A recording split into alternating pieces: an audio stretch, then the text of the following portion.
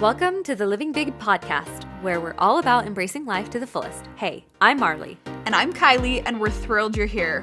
We explore how to pursue our passions, nurture meaningful connections, and inject some serious fun into our lives. We're here to show you you're not alone. And we want to do what we can to ease the stresses of everyday life and help you in your journey of living big. Welcome back to another episode of Living Big. We're so excited to be back here with you today, and we have a really fun topic, and we're just going to dive straight into it today. Yeah. Embracing our inner child. So we're not going to dive too deep into this because we know that this topic can get really, really deep, and maybe it's something we'll talk about in the future as well. Yeah. Who knows? But we want to just focus on how we can prioritize our inner child in our daily life and how that can help us feel more fulfilled and satisfied and just have some fun. Yeah. We're going to focus on the joy aspects of our inner child more than anything, I think. Yeah. It can be kind of tough talking about inner child things and maybe get even a little woo-woo kind of thing. Yeah. And so we're going to kind of steer away from that, but we're going to talk about just the joy that accessing your inner child can bring to your life. Yeah. I love it.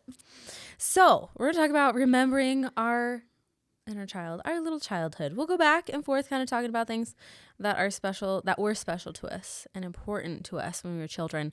And I'm sure, just like everyone, we have some interesting things. Yeah. We've got some fun things, right? Okay, so let's go through this. What did you want to be when you grew up, when you were a child? Oh my gosh, so many things. Definitely wanted to be Britney Spears. Oh yeah, absolutely. Wanted to be a pop star. Totally thought I was going to be absolutely famous. The next Hannah Montana. Yeah. Before Hannah Montana even existed. Okay. An actress. Yeah. Or just anything like famous that they get to do something really epic, talented with music or, in any shape or form, acting or something like that. Did you ever audition for anything? I tried theater when I was in middle school, high school, but by that time I had massive stage fright. Oh, okay. And so anything public facing, public speaking, that was my biggest challenge. Giving a talk, playing the piano at a recital, I would just absolutely sob afterwards. Okay. So by that time, when I was really little, I could sing an entire song and do a dance for my extended family. Yeah. No problem. Absolutely. And I just felt on top of the world, cool, Yeah. And I would do it dressed up and whatever. I think we would have been best friends growing up too. Yeah. So similar still. Yeah. Loved to dress up, loved to be someone else. Played a million imaginary games. Yeah. I was very good at it. But stage fright set in when I was an adolescent. So I kind of want to know why. What happened? I don't know if there was something specific that triggered it or if I just one day woke up and realized people are actually looking at me and making judgments. And I think before I just either didn't see that or didn't care. Yeah. Because when you're little, it's just you're just you. You have no inhibitions. Yeah, you're just you and it's just fun and it's just silly and you can be goofy. Yeah. And then later, I think I just got in my own head of people can see me and what if they don't like me? Yeah. And I was a people pleaser and a perfectionist and just too worried about all that stuff. Yeah. So I let that really get to me. And you're trying to figure out who you are and your body is changing and all that stuff, Yeah. So it's rough. It's a rough time. It is kind of a rough time. When you're a really little kid, it genuinely is I can do anything. Yeah. I could be anyone. And for people who can somehow maintain that into their adulthood, I'm that is amazing. I know. That self-confidence. I want to help my children preserve that. Yeah, I do too. I want them to just, I know. We'll feel kind of talk they about can that. be themselves. But yeah, I think that's really cool. What did you want to be when you grew up? Also a lot of different things. I'm pretty sure majority of my childhood, I thought I was going to grow up to be a fairy princess kind of thing. Yeah. Yeah. I was always in tutus and wings and putting on makeup and Yeah. Oh my gosh. So fun. Or a ballerina, because I did ballet and tap and jazz, and I did a lot of dance when I was really little. Yeah. I started when I was like 3. I did gymnastics as well up until I was like 12. And I thought it was like profesh when I was younger. That's what I love about kids. Yeah. You I know. just are. It was so fun. Oh my gosh. And then I was like 16, and I think that's when I like quit dance, and I was like on point, and it was fun, but I also was only like going to practice once a week. Yeah. And if you want to be a professional ballerina, you got to be practicing like 8 hours a day. Every single day kind of thing. Yeah. So that kind of got in the way a little bit. Yeah. I wasn't doing the right kind of training to become a principal ballerina, and that's okay. I don't know if I at the time would have had the drive. Yeah, like did you want it at that point? No, it was just fun. I just really enjoyed dance. Yeah, and it was just fun. I just went once a week. That's the hard part, I think, too. Sometimes when you're a kid, is like there's no pressure. You just want to do your thing, and then later when it becomes more serious, it's like, are you going to do this for your whole life? Right. Then some of that pressure builds too. But then also, is it too late for you once you realize you do want to do that thing, because you haven't been like pushing it harder for longer? A big thing for me is I never felt like I had one thing. Yeah, same. And I didn't feel like I fit into a mold. I was like, she has this and she has this, and like that's going to be her destiny. Right. And she's known that since she was 2 years old. So like she's put in the work. Yeah. And I always felt like I was late to the party because I was like, I still don't even know what I enjoy. Yeah. And that really stressed me out, like finding my thing. Yeah. Agreed. An adolescent. Like I think about Shawn Johnson, who was 15 or 16 when she won a gold medal for gymnastics at the Olympics. And you're like, I'm just getting into it. Yeah, exactly. That was me in high school. I'm like, maybe I want to try swimming. But I had never done it. So it's like, I'm not going to be obviously like Olympic level because I haven't been doing this since I was 3. Right. But I loved it. And that was enough, honestly. It was fun. Yeah. And that's okay too. It didn't need to be a professional hobby. Yeah. But sometimes we like, as a kid, maybe put too much pressure on ourselves. When we were really little, we to make it into something. We grew up into doing that. Oh, there's one more. I wanted to be a writer more than anything. Ooh. I thought I was going to write novels. Ooh. And I still really love writing, but I've never like, I thought I was going to like creative writing, you know, like I was in that class and I was like, oh my gosh, like this is so epic. I'm such awesome. A writer. Yeah. Such a poet. It's so fun. Yeah. I also loved anything with music. Definitely wanted to like audition for things. I looked up auditions. I never actually like auditioned for things. My brother was braver than I because he actually auditioned for stuff. That's amazing. And then I auditioned. Why do you think you didn't? What kept you from auditioning? It was like scary to tell my parents that I wanted to go do this thing. Yeah. I guess. And I don't know. It just like more kind of people pleaser perfectionist thing. I didn't really have as much stage fright. I wouldn't like bawl after kind of thing. I kind of grew up performing. Yeah, because you still like sang solos and everything. I don't love it, but I do. Yeah, I much prefer to sing with other people, and that's way more my style. With auditioning too, there's like the possibility of rejection. Yeah, sometimes that's really rough. Yeah, which is so funny. Really put yourself out there. Because as I got older, I did so many other auditions, and I've been rejected so many times. Yeah. Well, it's a natural process, but that's hard. So now I'm like, it's no big deal to get rejected. So I wish that like when I was little, I had just done it just to do it, you know? I auditioned for American Idol just to do it, and it was so fun. I didn't know that. Oh, you didn't? Yeah. No, that's amazing. Yeah. Let's see. In 2017. What was that experience like? I had no idea. So I had just gotten done being an EFI counselor.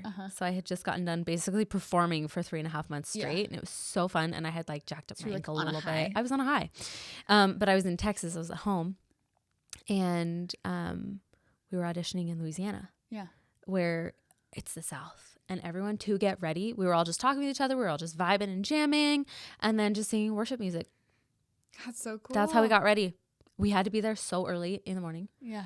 I think I was there at like 6 a.m. Wow. Waiting in line, and there were probably a good 100 people in front of me. Oh my gosh. But we were all just like vibing. Everyone had instruments. I had my ukulele. Someone had a guitar in front of me. We were just like leading a worship singing sermon, and it was so fun. Oh, that's so cool. Yeah, it was really cool. So just to do it.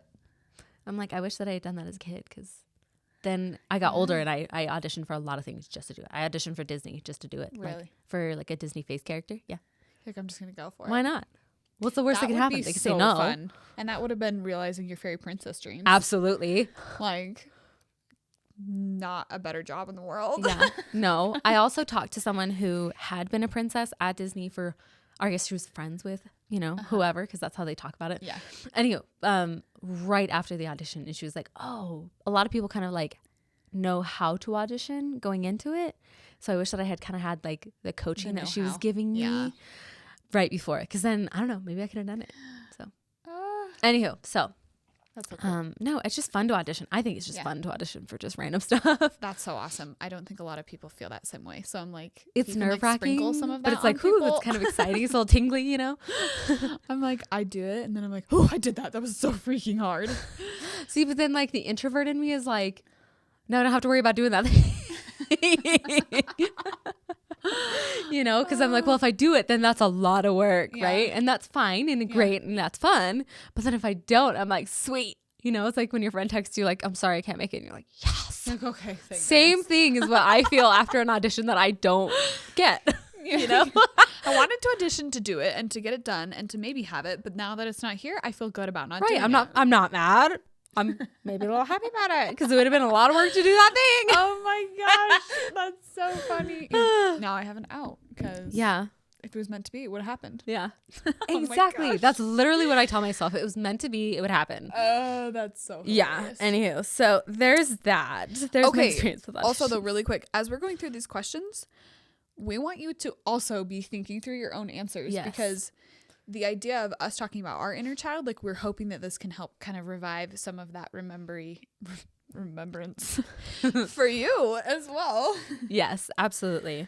Yep. Okay. And then what was your favorite childhood toy or movie, activity, show? So my Nana and I spent probably like 3 weeks one time making a dollhouse for my Barbies. Oh, how cool. And we sewed every single pillow, every single blanket. We wallpapered the walls. It had an elevator on the side that like went in and out with a little like nail that we put in. That's so cool. It was like as tall as I was, like big, very big. So there was a different room with different themes, like curtains, wallpapers, everything, like down to every last detail. I love that. We spent so much time at the craft store picking every single thing out. And I'm still bitter. And Mom, if you're listening to this, yes, I'm still mad you threw it away. She threw it away. Yes, and she knows that. And Carissa. It's fine. I know. The shame. For shame. She knows I'm still very bitter about it. But But I know it wouldn't have aged. Fair. I know, like, I would have. But I'm like, I could have. It was huge. It was huge. I get it. I know. It was cluttery. It was big. I grew out of Barbies. But still. Because you've not hung on to that for me. You also have a daughter now. And you could have just updated it. It was ginormous. But it was my favorite toy. And I spent probably just every waking minute of the day playing with my Barbies in it. That I wasn't like at school or whatever. I forced every single friend, male, female, whatever you were, to participate. That's literally so cool. My best friend Parker, he had to play so many Barbie games with me. So that was my favorite childhood that's so cool. toy activity. Yeah, I love that. Yeah. Oh my gosh, that's so fun. What about for you? I mean, I also grew up with Barbie. Barbie was my best friend. Yes.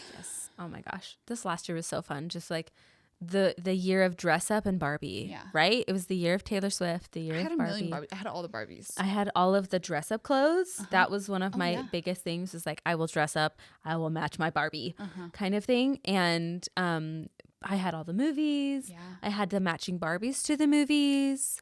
Oh my gosh. Oh my gosh. I didn't really watch the movies and stuff. Have you watched them since? No. Because I had 3 brothers. So we were watching like Toy Story, Cars, those kind of things. Yeah. But you were more outnumbered than I was. What is it called? Transformers. Oh yeah. That realm. Power Rangers. Star Wars. Yeah. Yeah.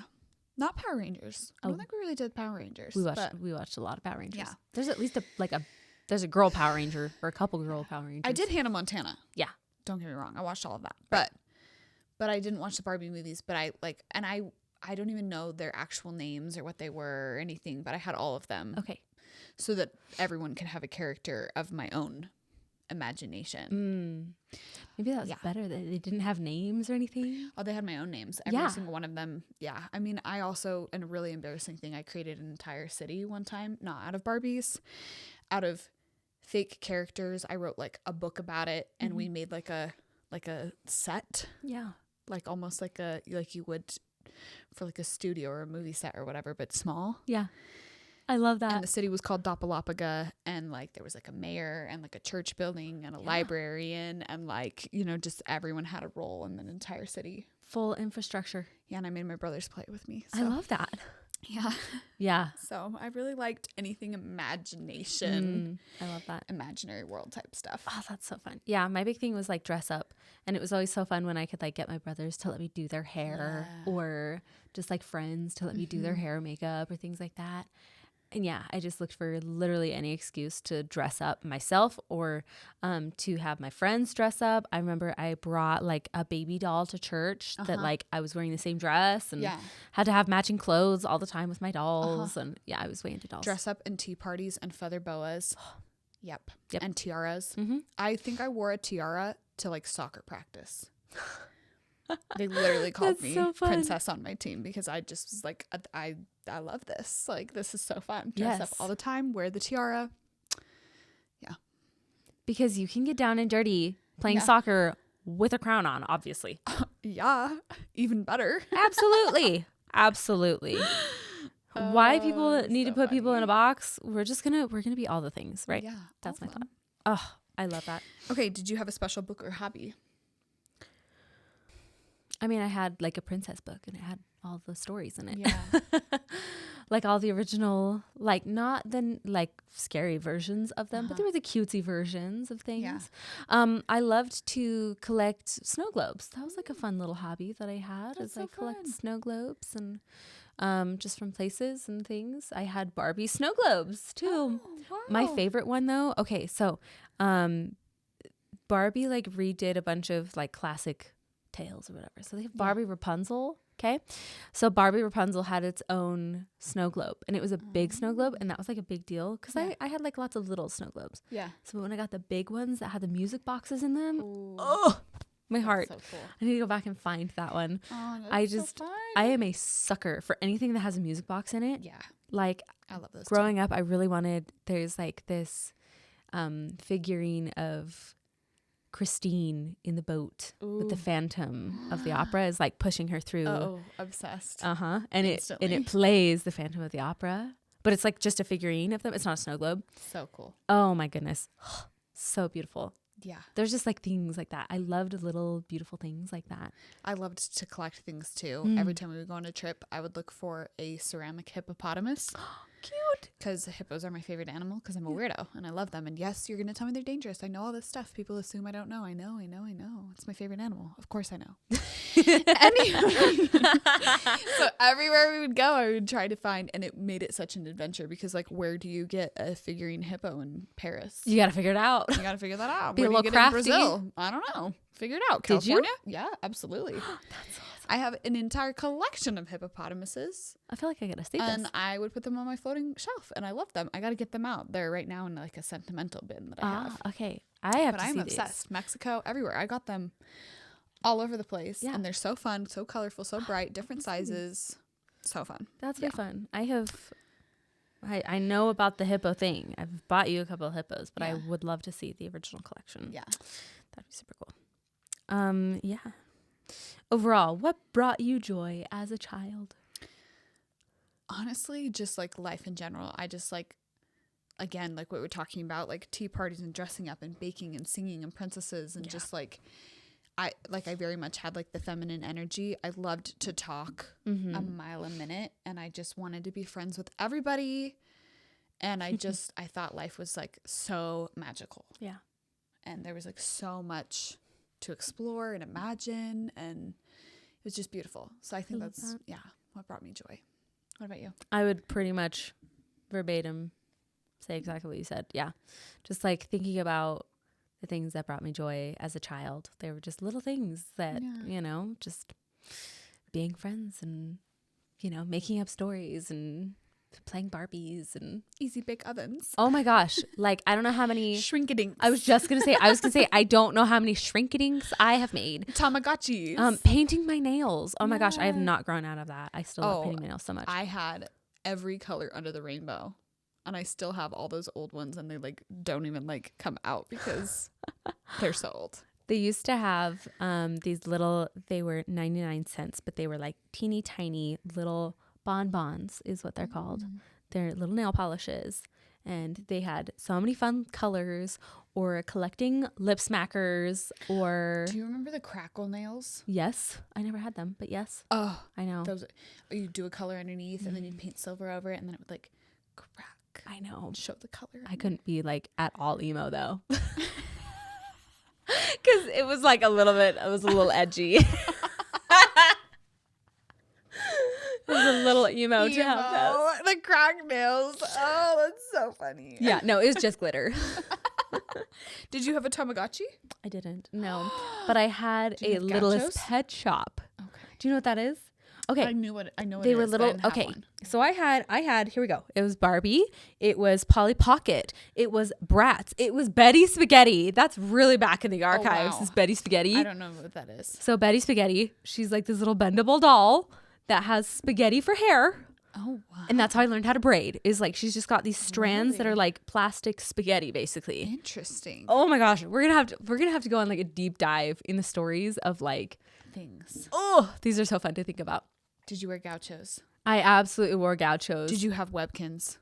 Yes, I did. Oh my gosh. I had like every Webkins ever. It was like we also had to be like extra crafty and do any craft under the sun too. Like I made rings. I made jewelry. Like that was whenever. Thank you cards, handmade always. Oh, every single Valentine's Day, I'd stay up until like 2 or 3 in the morning the night before to make my own Valentine's. Yeah, and the Valentine's box itself. And the box. I just remember whenever my brothers and my dad would leave to go do like a scout camp or whatever, and it was just my mom, we'd go raid Michael's. We'd go get a bunch of like jewelry stuff, and then we'd go to Blockbuster, and oh my gosh, this is like bringing back so much. We're like, we love children. But like we would go and raid Michael's, and we'd grab a bunch of like fun crafts. Man, being a kid before phones, peak. The best. It was the best. But yes, we'd go to Blockbuster. Well, at first we didn't have Blockbuster because I was out in the middle of nowhere. Anywho, so we'd go to like the family movie hit store or whatever, and they always had like free gumballs. You get a gumball, and anywho, and they had like this Duplo Lego set. It was so fun. Anywho, but we'd go and we'd rent a movie, and it was usually something like Save the Last Dance or something like that. I don't know if you guys have watched that, but if you haven't, it's something. Watched that. Oh no. Oh no. We're gonna have to watch that one because it's so good. It's cringy. But okay, so if you like 10 Things I Hate About You, it's Julia Stiles is in it. Okay. Oh my gosh. Or like The Prince and Me. Did you guys watch that? Yes, The Prince and Me for sure. Oh yeah. Or like Princess Diaries. That vibe. Princess Diaries. Okay. Oh yeah. Okay, so Julia Stiles is in it. She is like a classically trained ballerina, and then she like ends up getting trained kind of like hip hop, and so she so good. It's cringy in all the best ways, friends. Oh my gosh. What was the Disney one about the ice girl? The Ice Princess. Ice Princess, yeah. Yes, with Hayden Panettiere. Oh my gosh, Michelle Trachtenberg. Yes, yeah. She's the cute short blonde girl. Yeah. Yeah.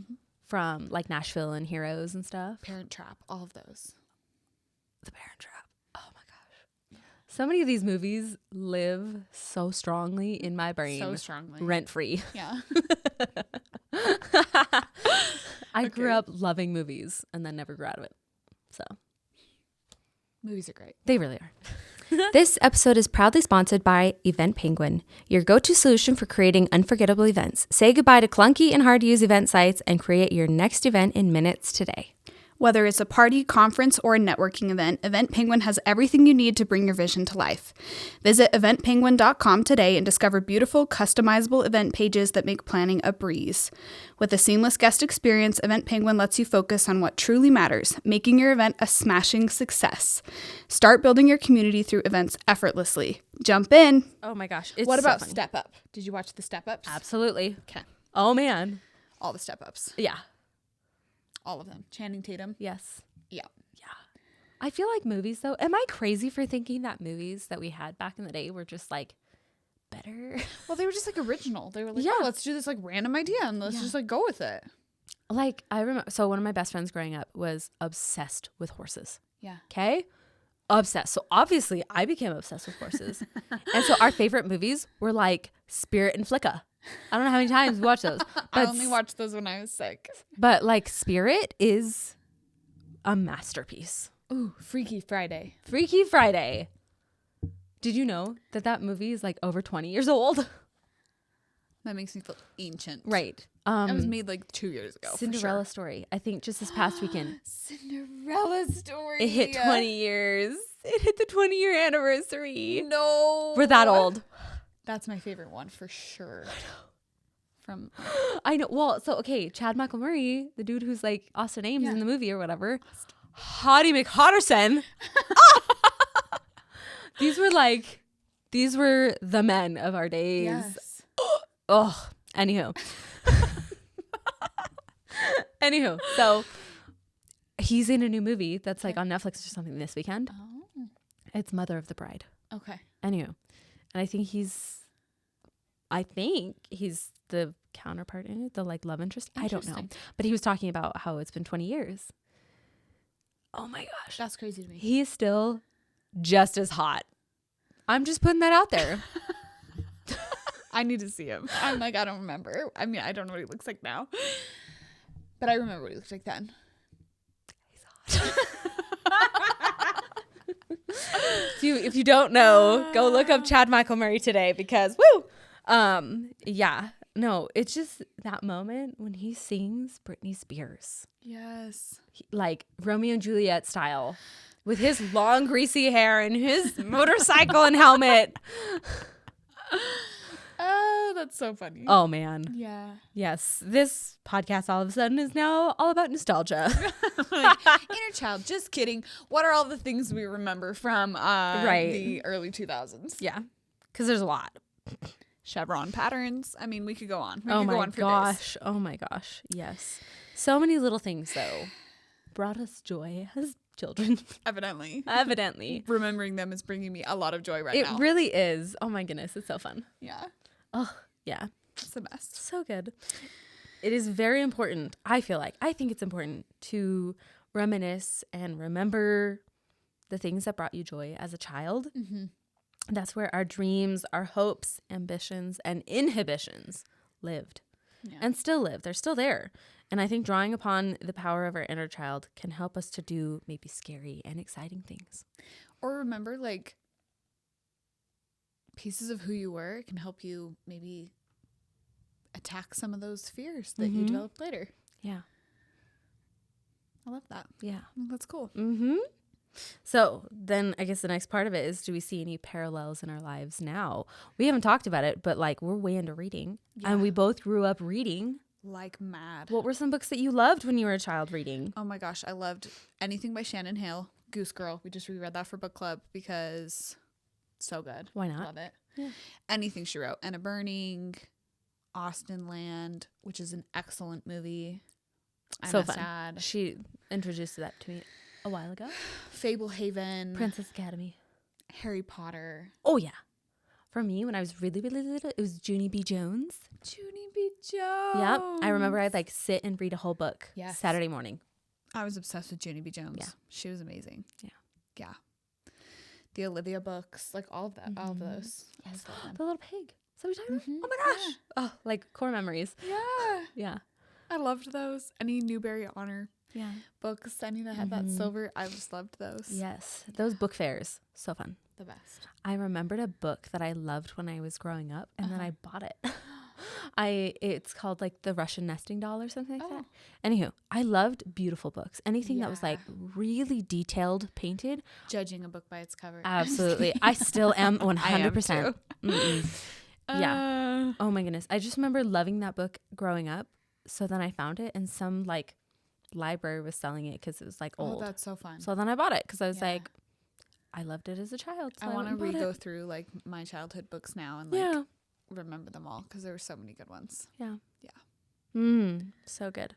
So what are some things we can do as an adult to connect with our inner child? I got a couple ideas, and obviously we want to get even more ideas. So we'll kind of keep the conversation going. But you can write a letter to your younger self. What are the things that you would love to tell your younger self? And the things maybe that you're proud of, or maybe things you've learned, or maybe things that are hard that you've gotten through, I feel like that would be such a good thing to do. It's a very healing thing to do. These are things that I've pulled straight off of like therapy websites. So like I said, you can definitely go way deeper in these things. Right. But I feel like you don't even have to go super deep in order to feel connected. Yeah. You can say nurturing things to yourself, maybe things that you needed more of as a child, or maybe things that you aren't getting enough of now, right? You're because you don't live with your family or your parents because you're an adult or whatever, like I'm proud of you, I appreciate you, or I see you, or that looks really fun. You're doing hard things. And or way to go. Like your younger self would be so excited that this is where you're at. Exactly. Yes. So proud of person you've become, the people you associate with, like any of those. Rereading books that you loved as a child is a huge one for me. And that's why with book club this last time, I was like, I want to remember. Like I read some of these books so long ago, but they were so impactful and meaningful or important. So it's like rereading them to just kind of relive some of that childhood. Is important and really cool. Making time to do things that were important to you as a child. Like making jewelry. The important thing here is the making time and then protecting that time. Is making sure that like you're prioritizing those things for yourself. Yes, making jewelry. That's one of the things I loved so much about Taylor Swift was like the whole friendship bracelet making thing. We did that before though. We went to Disney World or Disneyland together with a bunch of girls. And we got together beforehand and we're like, we're going to make a bunch of like cute little friendship bracelets. It was so fun. So fun. And that was something I hadn't done since my childhood. But I like loved doing that stuff when I was little. Make a shrinky dink. Get an easy bake oven from the dollar store. You were doing my makeup or like all those things. Oh like my gosh. Taking photos. Honestly, I loved taking photos when I was younger. So I think that's some of why I love it so much now. And like doing fun friend photo shoots because I'm like, we were so game for anything like that. Themed photo shoots, videos. That's probably why we like Reels and TikTok so much too. Grew up making like little skits and stuff, making scripts and having costumes and changes. Singing badly and dancing like a hooligan. Oh my gosh, yes. Oh yeah. How many times did we, pretend like we were Britney Spears for our parents, but then also for a camera? Too many times. We don't need to go find that footage. No, that needs to die. I'm just kidding. I just think it's interesting. I just want to point out the similarities, the parallels between what we loved as a child and what we love as an adult and how those things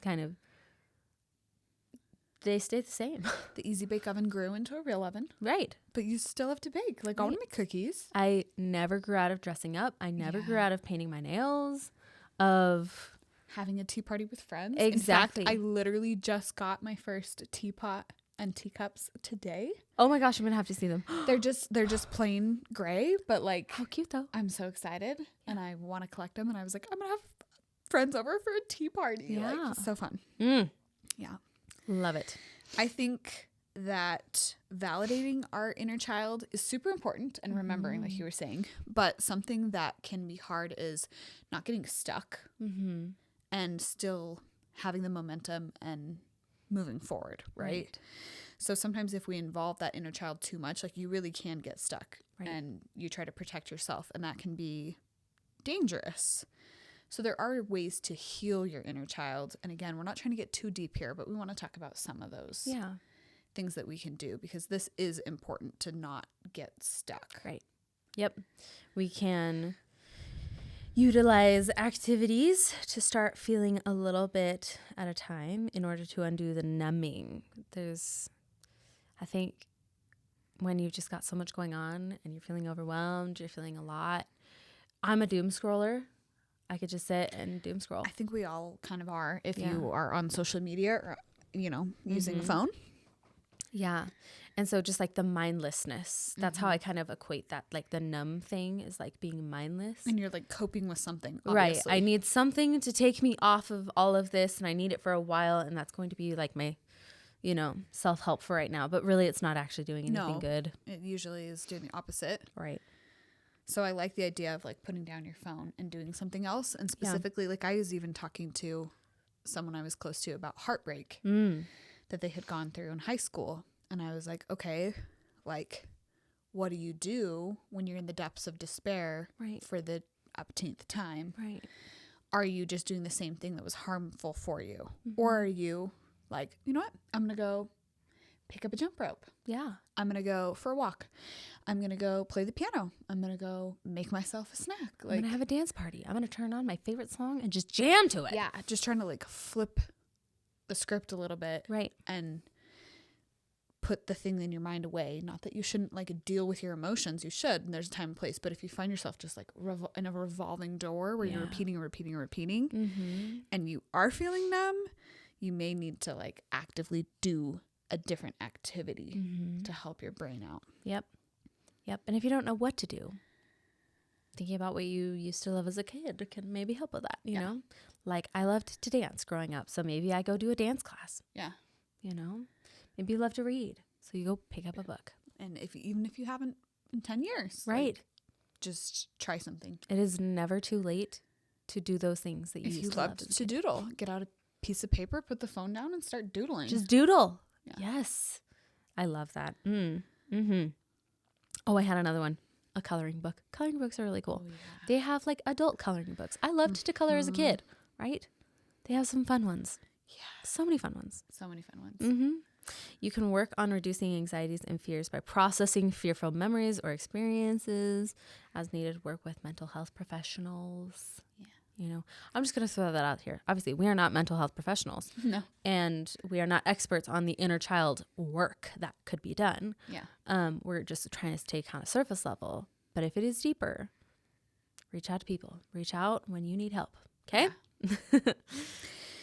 I think developing healthy relationships that help you feel safe and steady in the world is probably one of the most important because a lot of most of everything we do every day revolves around relationships. Right. So making sure that you're implementing healthy ones in your life is super, super important. Having people that support you in what it is that makes you happy. Life hack number 1 right there. That is how to be a happy person, is like have someone that supports you. It's so true. Yeah. Yeah. I mean, our boys like to collect knives and we let them. And do we know way too much about knives now? Yeah. Absolutely. I know too much about different metals. Yep. Have we watched Forged in Fire with them? I don't know if you have. I haven't. I have. I have not. Right? Or like, you're better wife. I love watching MMA with my husband because he loves MMA. That's so cute. Or things like that, or he's way into mountain biking. That's always the joke. We always talk about it. But like, that's his main thing. But I know that that's like something that brings him so much joy. Yeah. And it for sure stems from his childhood. Yeah. But I love and support that because he does the exact same thing for me. Yeah. He loves that I dress up. He loves that I paint my nails. He loves all these little things, Yeah, Hiram asks to see my nails. He's like, what did you do? Like, what are you going to do? Do you have a plan? Uh-huh. Like, I'm like, he doesn't actually. I mean, he does. But like, he doesn't care. Yeah, no. But he cares because I care. I went and got this thing. Let me model it for you. Yeah. Do a little like fashion show because I went shopping, Like, show me your outfit. Exactly. Oh my gosh. I never grew out of that. No, me neither.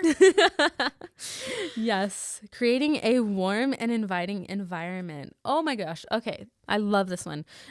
Obviously like we have realized becoming adults, it's expensive to like deck out your house, to buy furniture and all that fun stuff. Yeah. So think small. Think about a nice, warm, cozy bath, right?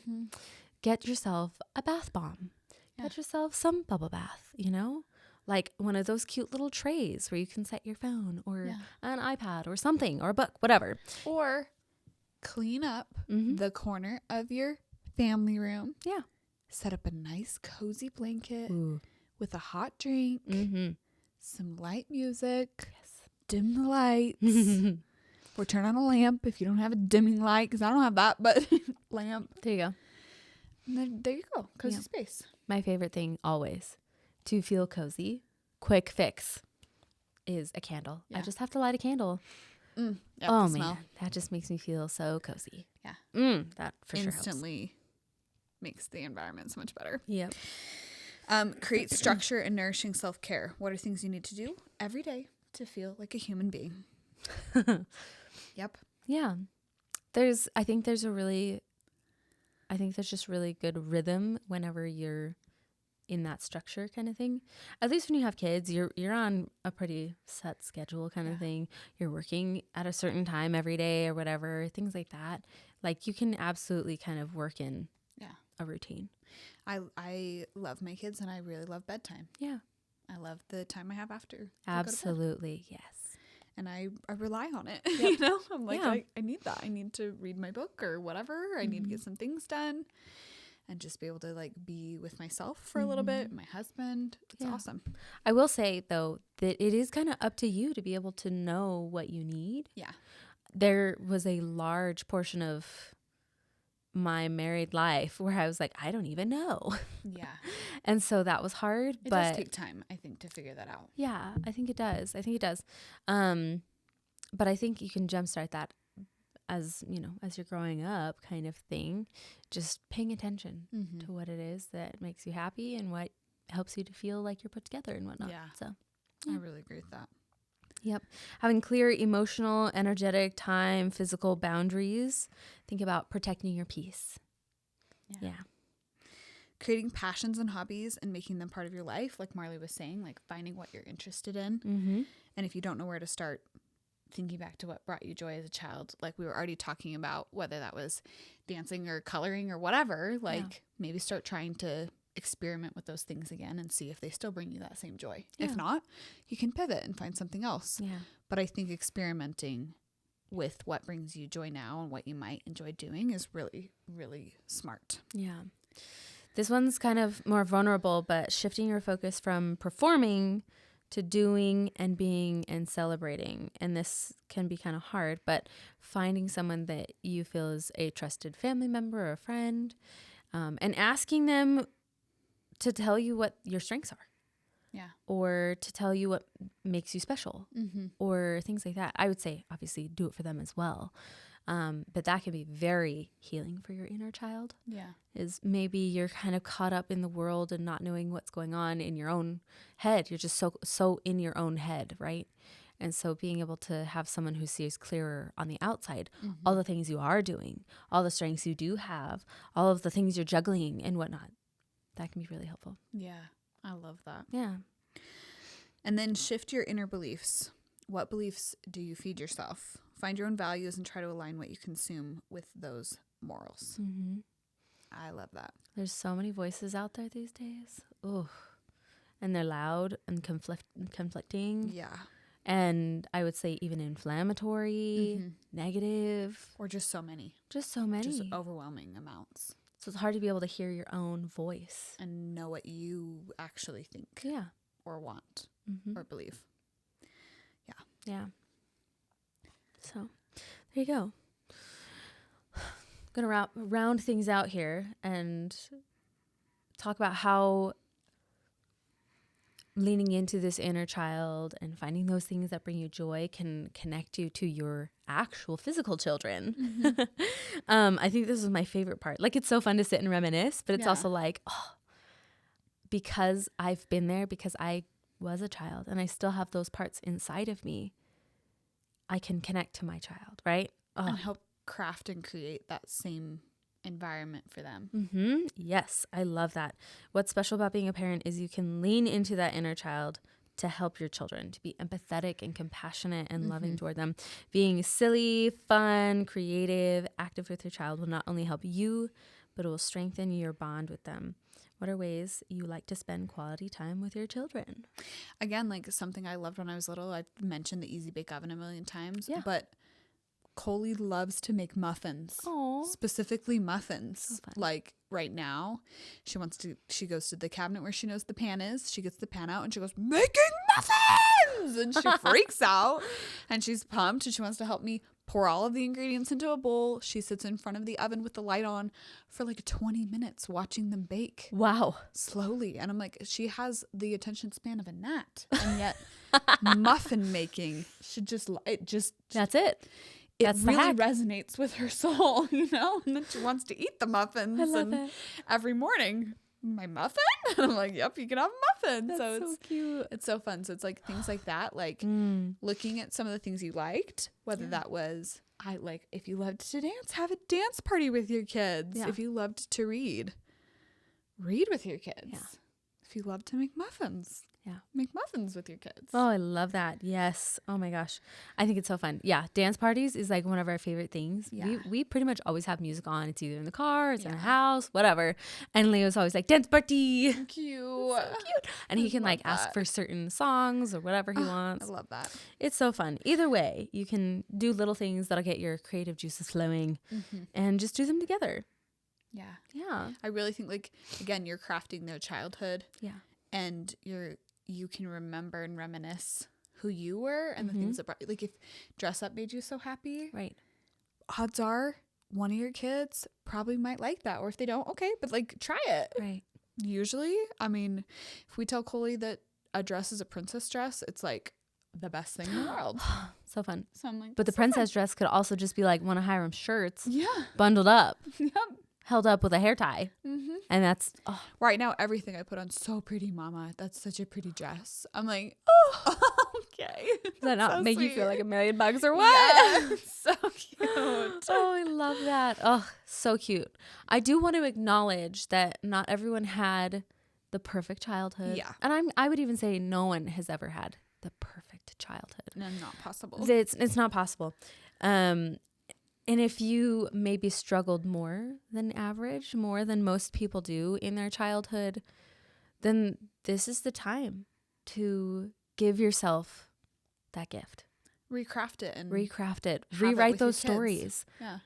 You know, have those memories for your inner child to, you know, rewrite all of those maybe harder memories or even awful memories or whatever it is I really that you like struggled that. with growing up. Because it's unfortunate, but it's real for people that they didn't have, you know, all the magical memories that we have. Yeah. And that's sad to think about. But it is possible to, there's a term in the therapy world called reparenting yourself. It is possible to reparent yourself and to give yourself those things that maybe you didn't have growing up. So Yeah. Give yourself those gifts. give yourself that empathy, the silliness, the fun, Yeah. the nostalgia. I love it. Yeah. Anywho, we're going to wrap up. But embracing your inner child and the things you once loved can help you live a more fulfilled life. I mean, at least it has for me. Oh, for me too, for sure. Yeah, just being able to see the world through my kids' eyes and allow myself to see it that way too, because I'm being just as fun and silly. And for me, like trying to embrace some of that self-confidence that I had when I was younger now is also super, super impactful for my life, because it's been a long time where I haven't felt that way. Yeah. But I used to. So I'm like, I want to grab that back. I want to remember her. I mean, we grew up in a very like weight conscious time where, you know, nothing tastes as good as skinny feels, right? That will forever be ingrained in my brain, right? And so being able to like let go of that. Yeah. And be like, nah, I'm not going to be that way, right? We know that we don't want our kids to feel that and to see that about themselves. Just not be afraid to be you. Right. Like, yes. who you are is good enough, and who you are is beautiful. Mm-hmm. And you are so important. You're so special. And you don't need to make all these extravagant changes and stuff down the very core of who you are to be somebody else to be happy. It's so good. Like, the world needs you. The world doesn't need a million of the same cookies. Chocolate chip cookies get boring if that's all you eat every day. Right. It needs all the flavors. Yeah. So it's like, just embrace yourself. Love yourself. Don't be afraid to be yourself. I love that. Yep. You were a kid once, and you know exactly what will spark your kids' joy and creativity. It's still inside of you. It's still there. So Maybe a little cute. dormant. Yeah. We felt that with reading kind of thing. Kind of went dormant, and then it came back up. But you just have to remember, it's still there. So I love that. Connect with us on socials as we will be continuing a conversation there. Can't wait to hear your thoughts. Thanks. Bye. Thanks for joining us this week on the Living Big podcast. You can find us wherever you listen to podcasts. Join us on Instagram and TikTok for all the things, from relatable mom memes to fun girls' night ideas with your besties. See you next week.